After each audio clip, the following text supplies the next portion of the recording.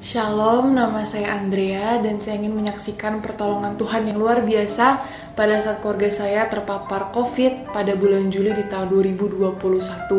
Jadi pada tanggal 18 Juli 2021, keluarga saya sayangnya dinyatakan positif untuk COVID. Dan awalnya gejala-gejala yang kami rasakan itu gejala-gejala umum seperti tenggorokan gatal, batuk, demam, kayak tidak ada yang serius seperti itu.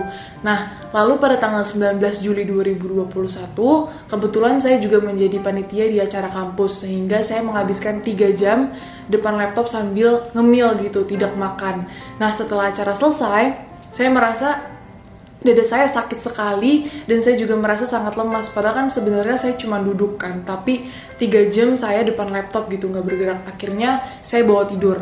Nah, besokannya harusnya saya tetap menjadi panitia, tapi karena saya tetap masih drop, akhirnya saya tidak menjadi panitia lagi seperti itu. Nah, kemudian pada pagi hari itu saya merasa dada saya semakin sakit lagi gitu. Terus badan saya juga semakin lemas. Akhirnya saya tergeletak di kasur. Dan kebetulan juga pada pagi itu keluarga kami memang mau berdoa bersama gembalanya, Ibu Pendeta Marta dan Bapak Pendeta Brian.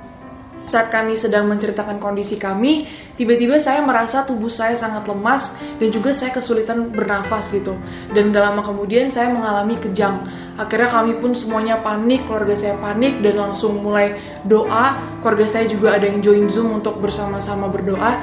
Nah, karena udah panik, saya pun juga panik, saya semakin susah untuk bernafas gitu.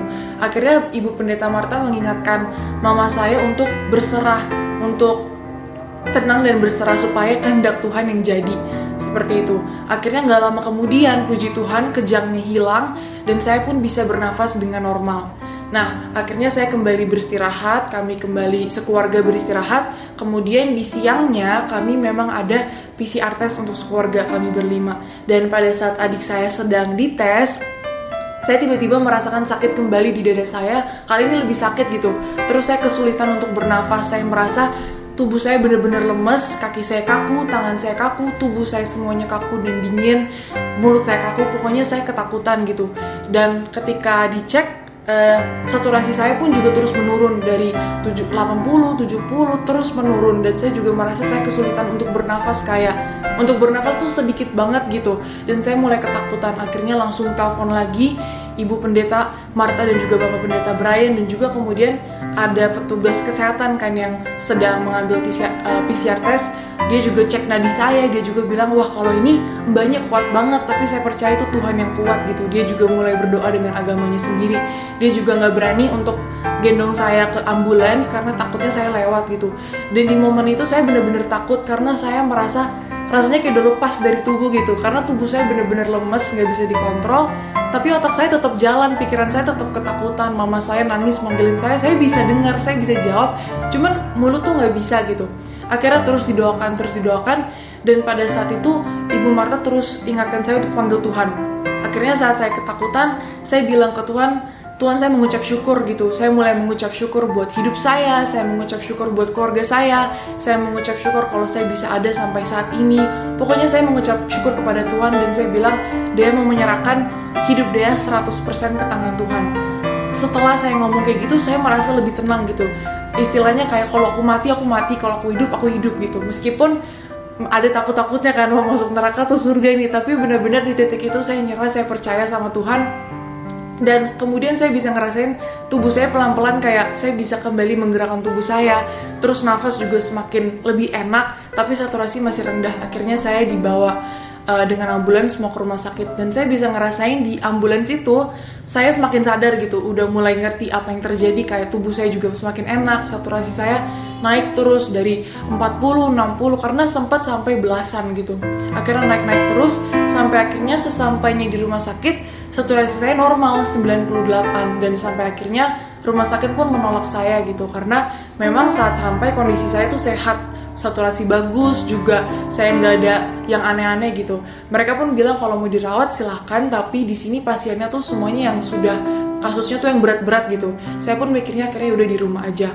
Nah, setelah hari itu saya terus mengalami serangan-serangan seperti itu. Bahkan setelah negatif pun saya tetap mengalami serangan tersebut. Sampai akhirnya setelah bolak-balik ke rumah sakit, lalu di endoskopi, ternyata saya terkena long covid, di mana lambung saya mengalami kelecetan karena saya akhirnya punya GERD karena covid ini. Dan itu bulan Juli saya positif COVID, tapi sampai bulan Desember saya bolak-balik terus mengalami serangan, dikit-dikit pingsan, dikit-dikit mau blackout, dikit-dikit serangan, susah nafas, bahkan sampai bulan Desember masih stok oksigen gitu di rumah. Tapi akhirnya waktu itu pas saat bulan Desember, Ibu Gembala kami tergerak untuk mengadakan doa tutup tahun tiap keluarga. Akhirnya keluarga saya pun juga mendaftar untuk doa bersama dengan gembalanya. Dan di saat itu benar-benar dibongkar semuanya ya. Ternyata setelah didoakan, akhirnya setelah cerita baru keluar isi semuanya. Ternyata saya masih ada kecewa, saya masih ada marah. Bahkan saya sendiri pun karena kekecewaan dan keputusasaan saya, ternyata saya tidak secara langsung pengen mati aja gitu, ada pikiran seperti itu. Dan akhirnya itu yang kenapa membuat saya terus-terusan mau mati, terus-terusan serangan, terus-terusan gak bisa nafas. Dan akhirnya setelah didoakan dan dikonseling, benar-benar saya menyerah.